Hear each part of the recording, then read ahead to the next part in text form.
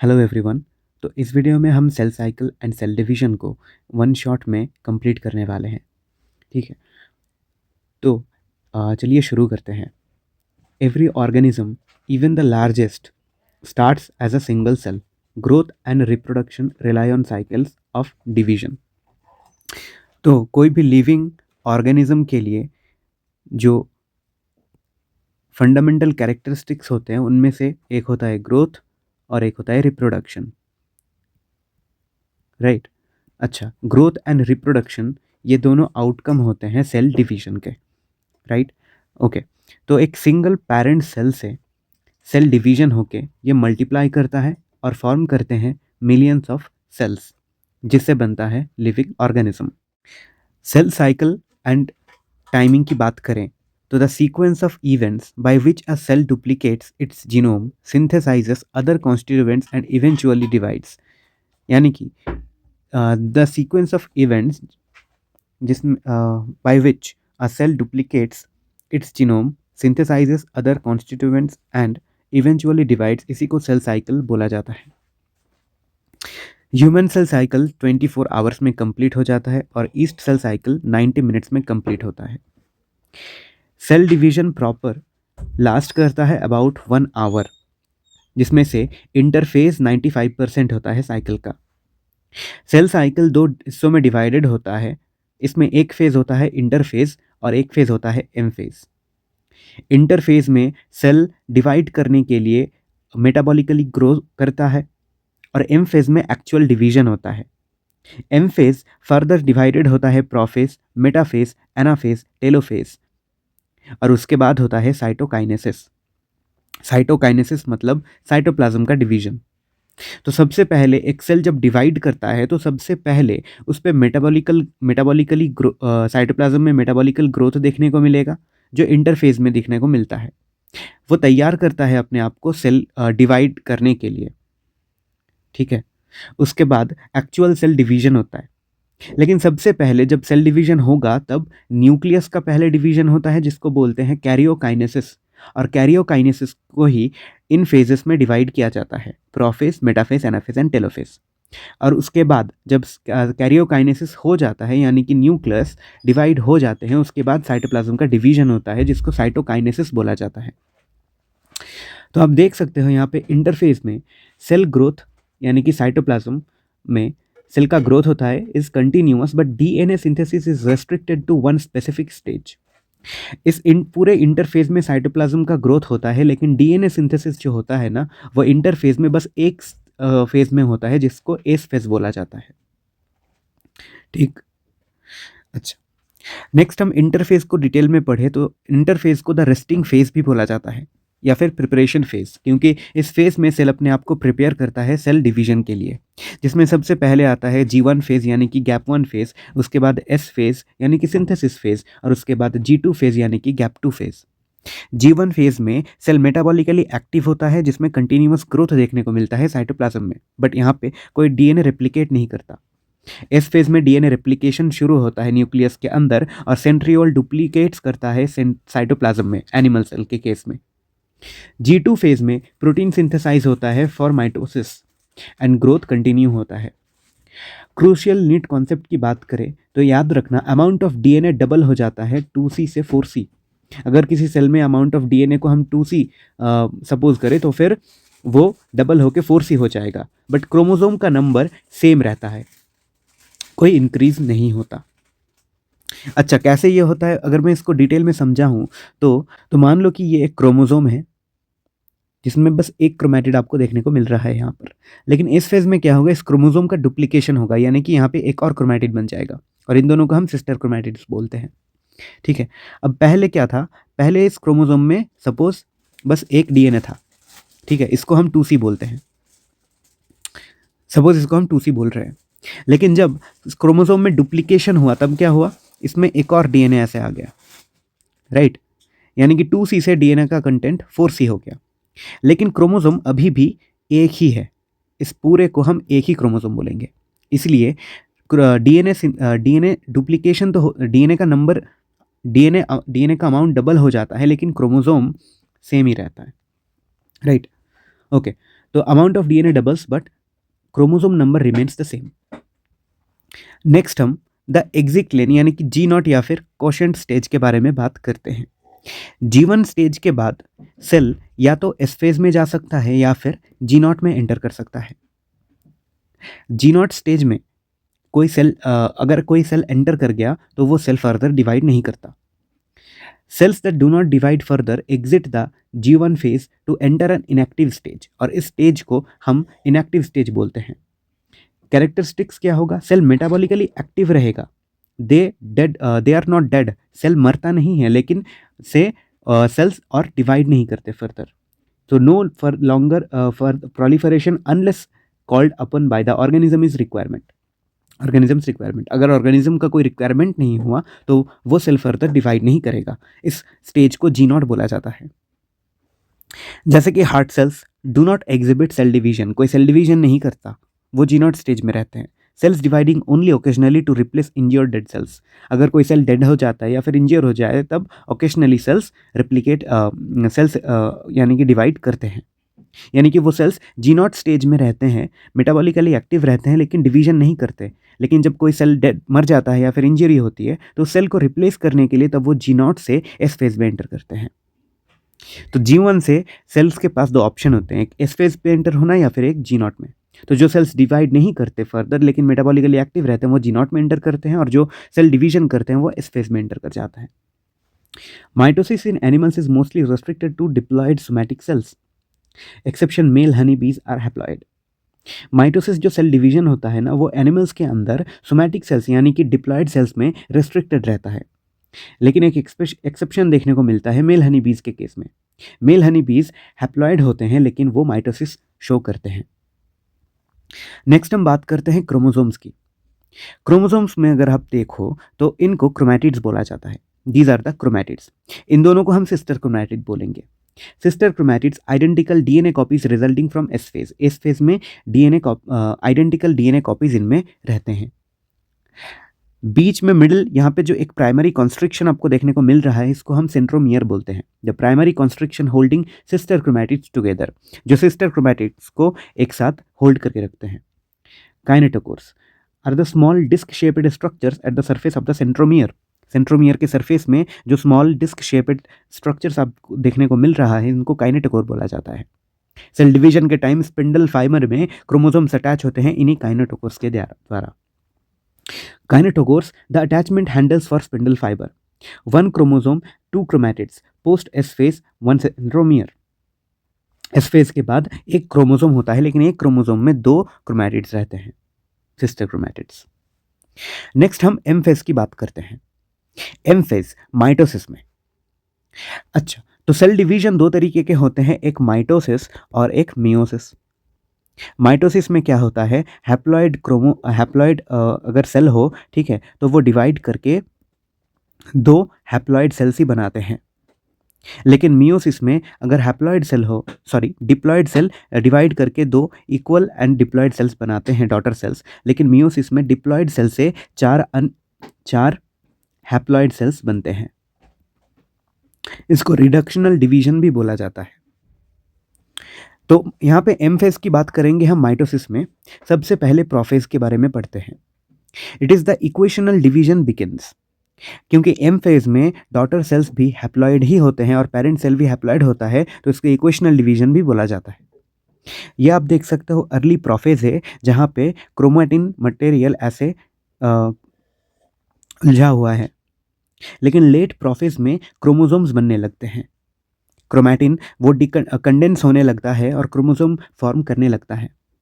Centriole जो S phase में duplicate करना स्टार्ट कर दिया था वो अब आप देख सकते हो सेंट्रोसोम दोनों पोल्स में जाने लगते हैं और स्पिंडल फाइबर्स भी फॉर्म होने लगता है। तो क्या क्या होता है इसमें, chromosomal material untangles and condenses into compact mitotic chromosomes. Duplicated centrosomes move to opposite poles, centrosome opposite poles में जाते हैं। Centrosomes radiate microtubules called asters. Centrosomes ऐसे माइक्रोट्यूब्यूल्स, ठीक है, फॉर्म करते हैं जिनको एस्ट्रल रेस बोला जाता है और यही रेस फर्दर स्पिंडल फाइबर का फॉर्मेशन करते हैं। Two asters plus in spindle fibers, इनको माइटोटिक apparatus बोला जाता है। दोनों तरफ से निकला हुआ एस्टर और स्पिंडल फाइबर को एक साथ माइटोटिक apparatus बोला जाता है। एंड ऑफ प्रोफेज में under a microscope Golgi complexes ER nucleolus and nuclear envelope completely disappear. अगर आप माइक्रोस्कोप के अंडर प्रोफेज को लेट प्रोफेज को ऑब्जर्व करो तो आपको कोई Golgi complex, endoplasmic reticulum, nucleolus, nuclear envelope ये सब देखने को नहीं मिलेगा, क्योंकि प्रोफेज में न्यूक्लियर एनवेलप भी अर्ली प्रोफेज में डिसइंटीग्रेट करना चालू हो जाता है और लेट प्रोफेज में फुल्ली डिसअपियर हो जाते हैं ये सारे और ऑर्गेनेलीज भी। नेक्स्ट हम मेटाफेज की बात करते हैं। मेटाफेज में क्या होता है, स्पिंडल फाइबर पूरी तरीके से बन जाता है और क्रोमोसोम्स काइनेटोकोर के द्वारा, ठीक है, एकदम मिडिल में ऐसे अरेंज हो जाते हैं। इसको मेटाफेज प्लेट भी बोलते हैं। Spindle fibers attach to the kinetochores, chromosomes are move to the spindle equator, equator में ऐसे मूव करते हैं और the plane of alignment is called metaphase plate. इस प्लेन ऑफ अलाइनमेंट को मेटाफेज प्लेट बोला जाता है। याद रखना, this is the best stage to study the morphology of chromosomes because condensation is 100% complete. Metaphase में क्रोमोसोम का कंडेंसेशन 100% कंप्लीट हो जाता है, जिसकी वजह से क्रोमोसोम का शेप बहुत ही अच्छी तरीके से समझ आता है। Complete disintegration of nuclear envelope, chromosome spread through the cytoplasm, और इसमें न्यूक्लियर एनवेलप का कंप्लीट डिसइंटीग्रेशन हो जाता है। उसके बाद एनाफेज की बात करें तो एनाफेज में क्या होता है, काइनेटोकोर में सेंट्रोमियर में एक क्रोमोसोम, दो क्रोमैटिड स्प्लिट हो जाता है क्रोमोसोम का, और दोनों स्पिंडल फाइबर के द्वारा दोनों सेल के अपोजिट पोल्स की तरफ मूव करने लगते हैं। Centromere split simultaneously and the sister chromatids now called daughter chromosomes separate. अब क्योंकि यहाँ पे क्रोमैटिड्स अलग हो गए, इसीलिए इनको अलग अलग क्रोमोसोम काउंट किया जाता है। तो यहाँ पे पहले स्प्लिट होने से पहले 1 2 3 4, अगर 4 क्रोमोसोम था तो स्प्लिट होने के बाद एनाफेज में 1 2 3 4 5 6 7 8 क्रोमोसोम यहाँ पे रहेंगे। ठीक है। Chromosomes migrate to the opposite poles, chromosomes opposite pole में माइग्रेट करते हैं। Momentarily within the single cell 4 N chromosomes exist as they are pulled apart. अगर 2N क्रोमोसोम पहले था तो सिंगल सेल के अंदर, तो उसके बाद स्प्लिट होने के बाद 4N क्रोमोसोम हो जाएगा।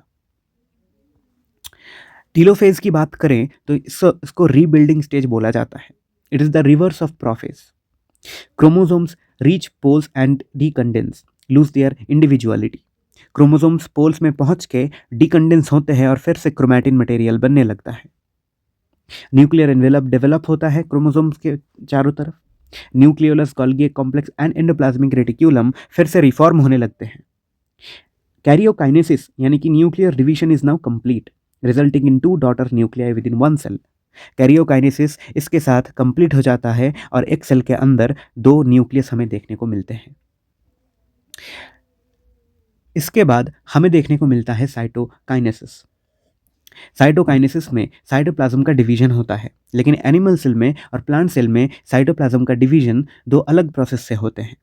एनिमल सेल की बात करें तो यहाँ पे सेल फरो फॉर्मेशन होता है। मैकेनिज्म क्या है, appearance of a furrow in the plasma membrane, plasma membrane में ऐसे फरो फॉर्म होता है।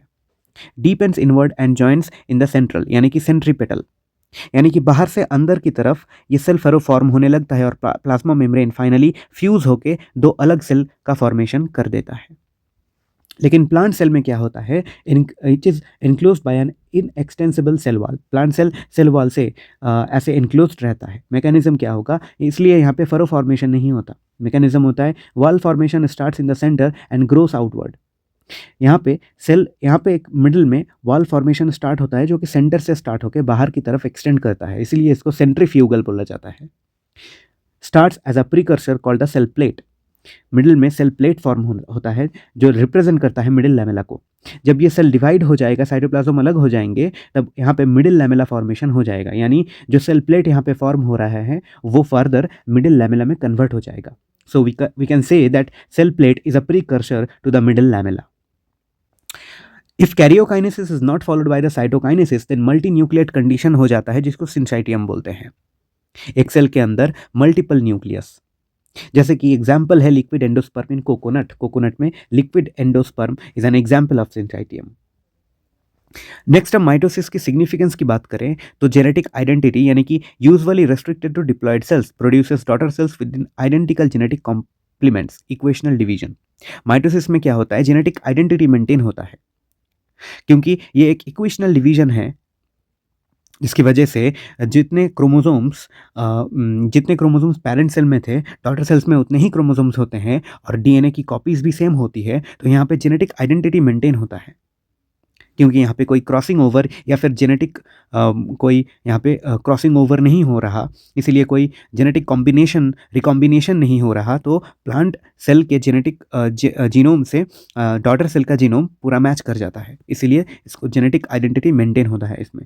ग्रोथ की बात करें तो it is responsible for growth of multi cellular organism जैसे कि एपिकल और lateral cambium plants.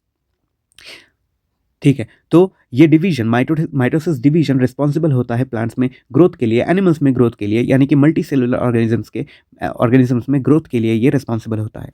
Cell repair की बात करें तो constantly replaces cells of the upper epidermis, gut lining and blood cells. जो सेल्स यहाँ पे इंज्योर हो जाते हैं उन सेल्स को रिपेयर करते हैं माइटोसिस के द्वारा। Nucleocytoplasmic ratio, cell growth disturbs the ratio between nucleus and cytoplasm, division restores it functional levels. इसका मतलब क्या है, अगर हम न्यूक्लियस साइटोप्लाज्मिक रेशियो की बात करें तो suppose this is a cell and this is the nucleus, तो इसका जो न्यूक्लियस साइटोप्लाज्मिक रेशियो है, ठीक है, यानी कि न्यूक्लियस अपन में साइटोप्लाज्म, इसका जो रेशियो है, इस फेज में क्या होता है, सॉरी इंटरफेज में क्या होता है, साइटोप्लाज्म में ग्रोथ देखने को मिलता है, तो यानी कि साइटोप्लाज्म ऐसे ग्रो कर गया लेकिन न्यूक्लियस वैसा का वैसा ही रहा। तो इसमें क्या होगा, न्यूक्लियस और साइटोप्लाज्म का जो रेशियो है वो रेशियो बिगड़ गया। तो इस रेशियो को मेंटेन करने के लिए क्या होता है, ये न्यूक्लियस डिवाइड कर जाता है और दो अलग न्यूक्लियस बन जाते हैं ताकि इस बड़े से साइटोप्लाज्म को दो अलग न्यूक्लियस अच्छे से हैंडल कर पाए, राइट।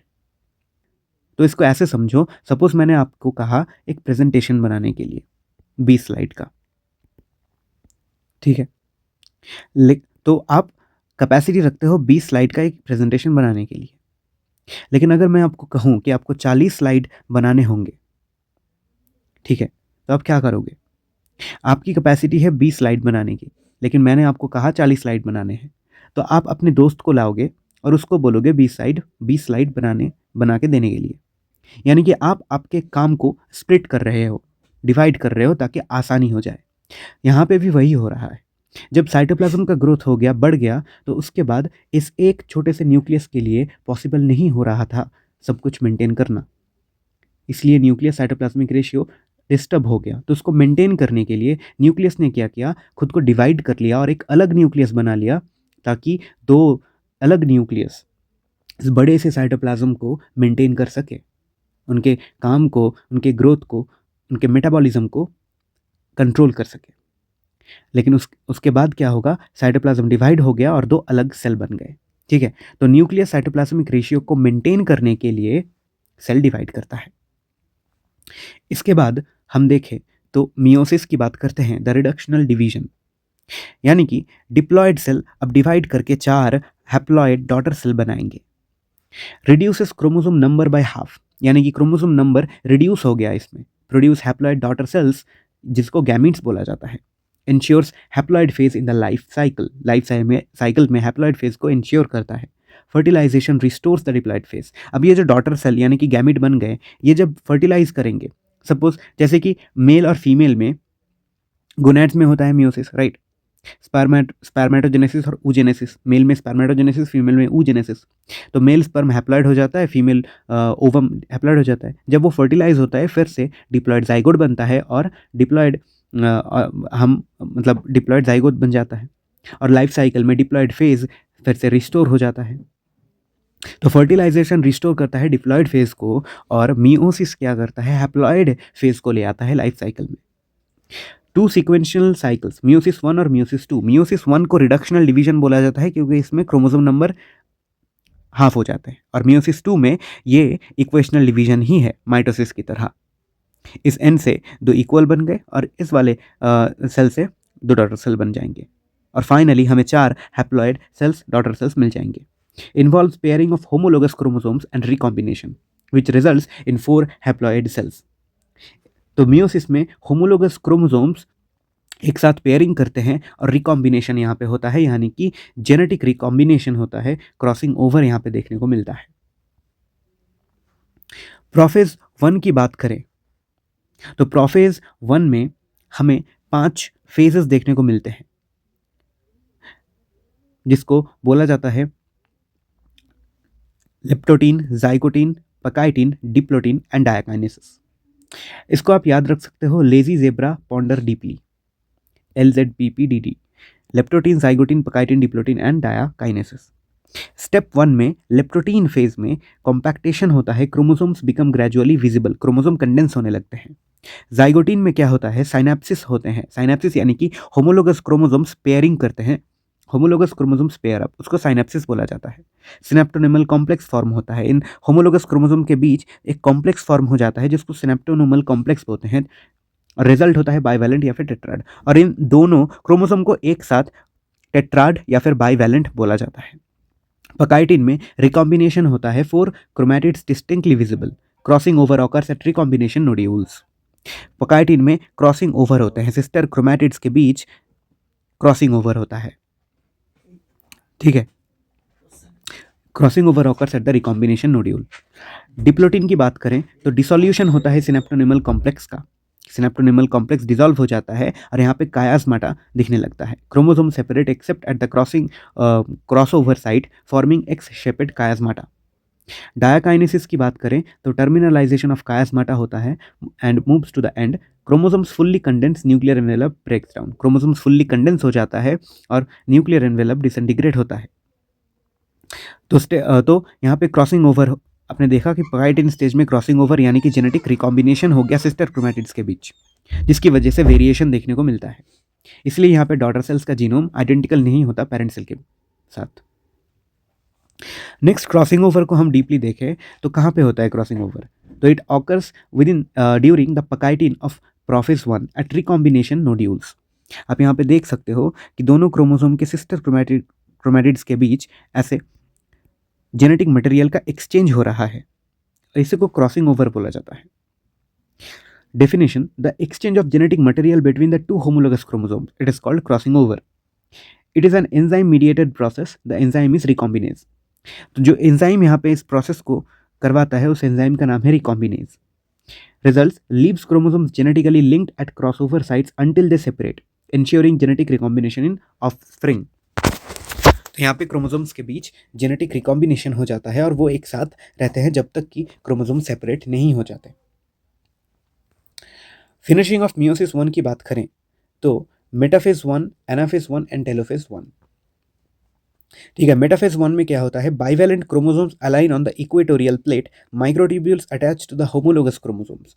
होमोलोगस क्रोमोसोम्स के साथ माइक्रोट्यूब्यूल्स अटैच हो जाते हैं, वही होमोलोगस क्रोमोसोम बाइवैलेंट फॉर्म करते हैं, और वो बाइवैलेंट अब क्या होगा, होमोलोगस वो बाइवैलेंट अब क्या होगा, इक्वेटोरियल प्लेट में ऐसे अलाइन होंगे मेटाफेज 1 में। एनाफेज 1 में क्या होता है, बाइवैलेंट टूट के ये होमोलोगस क्रोमोसोम अब क्या हुआ, प्रोफेज 1 में तो इनके बीच पकाइटिन में क्या हुआ, रिकॉम्बिनेशन हो गया ना। अब रिकॉम्बिनेशन के बाद ये क्रोमोसोम्स अलग होंगे और रिकॉम्बाइंड क्रोमोसोम्स, ठीक है, फिर से अपोजिट पोल्स की तरफ मूव करेंगे। यहाँ इस बार सेंट्रोमियर स्प्लिट नहीं करता, ठीक है। तो एनाफेज 1 में होमोलोगस क्रोमोसोम सेपरेट होते हैं but sister chromatids remain associated eight there centromeres, unlike mitosis. Mitosis की तरह यहाँ पे सेंट्रोमियर स्प्लिट नहीं होता, यहाँ पे होमोलोगस क्रोमोसोम्स के सिस्टर क्रोमैटिड्स एक साथ ही रहते हैं, बस वो क्रोमोसोम्स अलग अलग जाते हैं अपोजिट पोल्स में। टेलोफेज 1 की बात करें तो न्यूक्लियर मेम्ब्रेन रीअपियर होता है, साइटोकाइनेसिस होता है और उसके बाद डायड ऑफ सेल्स फॉर्म होते हैं। मियोसिस 1 के बाद जो 2 सेल्स फॉर्म होते हैं उसको डायड ऑफ सेल्स बोला जाता है। इंटरकाइनेसिस की बात करें तो the short lived stage between the meiotic division, जहाँ पे कोई रेप्लिकेशन डीएनए नहीं होता, इसको इंटरकाइनेसिस बोला जाता है। यानी कि मियोसिस 1 और मियोसिस 2 के बीच जो शॉर्ट फेज आता है उसको इंटरकाइनेसिस बोला जाता है, लेकिन इस बार कोई डीएनए रेप्लिकेशन नहीं होता। तो इसका मतलब पहले वाले सेल के अंदर अगर यहाँ पे 4 क्रोमोसोम थे, तो दूसरे वाले सेल के अंदर अब यहाँ पे 2 क्रोमोसोम और यहाँ पे 2 क्रोमोसोम होंगे, यानी कि क्रोमोसोम नंबर हाफ हो गया। बिकॉज यहाँ पे सेंट्रोमियर स्प्लिट नहीं किया था, बल्कि होमोलोगस क्रोमोसोम्स अलग अलग न्यूक्लियस में चले गए थे। मियोसिस 2 की बात करें तो ये सेम है इक्वेशनल डिवीजन की तरह, यानी कि माइटोसिस की तरह। Initiated immediately after the cytokinesis, it deeply resembles normal mitosis. Prophase 2 में न्यूक्लियर मेम्ब्रेन डिसअपियर होते हैं। मेटाफेज 2 में क्रोमोसोम्स अलाइन होते हैं इक्वेटर में। एनाफेज 2 में साइमल्टेनियस स्प्लिटिंग भी होता है क्रोमोसोम के बीच, और सिस्टर क्रोमेटिड स्प्लिट होते हैं, जिसकी वजह से क्रोमोसोम नंबर एक सेल के अंदर डबल हो जाता है, और जब साइटोकाइनेसिस होता है तब क्रोमोसोम नंबर पेरेंट सेल की तरह सेम हो जाते हैं डॉटर सेल में। टीलोफेज 2 में न्यूक्लियर एनवेलप एनक्लोज करते हैं 4 ग्रुप्स को। Cytokinesis results in a tetrad of cells, जिसको 4 हैप्लॉइड डॉटर सेल्स बोला जाता है। सिग्निफिकेंस ऑफ मियोसिस की बात करें तो conservation of chromosomes. Paradoxically by reducing the chromosome number by half, meiosis is the very mechanism that conserve the specific chromosome number of each species across generation during sexual reproduction. Sperm haploid, जैसे कि अगर organism diploid था तो meiosis में क्या होगा, gametes haploid बनेंगे। Suppose ये मेल है और ये फीमेल, फीमेल से भी हैप्लॉइड गैमेट्स बन रहे हैं। अब जब ये गैमेट्स फर्टिलाइज करेंगे फिर से डिप्लॉइड ऑर्गेनिज्म बनेगा, यानी कि जो क्रोमोसोम का कंजर्वेशन है वो मियोसिस ही कर रहा है। इवोल्यूशन की बात करें तो इट इंक्रीजेस जेनेटिक वेरिएबिलिटी, क्योंकि पकाइटिन में जेनेटिक रिकॉम्बिनेशन हो रहा है क्रोमोसोम के सिस्टर क्रोमैटिड्स के बीच। ठीक है, जेनेटिक मटेरियल का एक्सचेंज हो रहा है, जिसकी वजह से वेरिएशन यहाँ पे आता है। increases genetic variability in the population from one generation to the next because of crossing over. Variations are the essential raw material for the process of evolution, और वेरिएशन ही रॉ मटेरियल है, reason है evolution का। Mitosis और meiosis में बात करें तो mitosis में प्राइमरी फंक्शन देखें तो growth, repair and cell replacement. Meiosis में gamete formation and sexual reproduction. Division की बात करें तो एक डिवीजन होता है माइटोसिस में, 2 हैप्लॉइड सेल्स बनते हैं। मियोसिस में 2 डिवीजन होते हैं, एक मियोसिस 1 और एक मियोसिस 2, जो कि रिजेंबल करता है माइटोसिस को, जिसकी वजह से 4 हैप्लॉइड सेल्स बनते हैं। माइटोसिस में क्रोमोसोम नंबर मेंटेन होता है, इसलिए इक्वेशनल डिवीजन बोला जाता है। मियोसिस में क्रोमोसोम नंबर हाफ हो जाते हैं, जिसकी वजह से रिडक्शनल डिवीजन बोला जाता है। माइटोसिस की वजह से आइडेंटिकल क्लोन बनते हैं, लेकिन मियोसिस में रिकॉम्बिनेशन होता है, जिसकी वजह से वेरिएशन आता है, तो recombinant genetics via crossing over. Mitosis देखा जाता है सोमैटिक सेल्स यानी कि डिप्लॉइड सेल्स में, और हैप्लॉइड सेल्स में भी, जैसे कि एग्जाम्पल दिया था मैंने एक हनीबीज। लेकिन meiosis specialized diploid germ cells only. Meiosis सिर्फ और सिर्फ डिप्लॉइड सेल में पॉसिबल है और specialized for germ cells. Thank you so much for watching this video till the end. Comment करके ज़रूर बताना कि आपको ये लेक्चर कैसा लगा, और अगर आपको ये नोट्स चाहिए तो डिस्क्रिप्शन में मैं इसका लिंक प्रोवाइड कर दूंगा, आप वहाँ से ये नोट्स डाउनलोड कर सकते हो।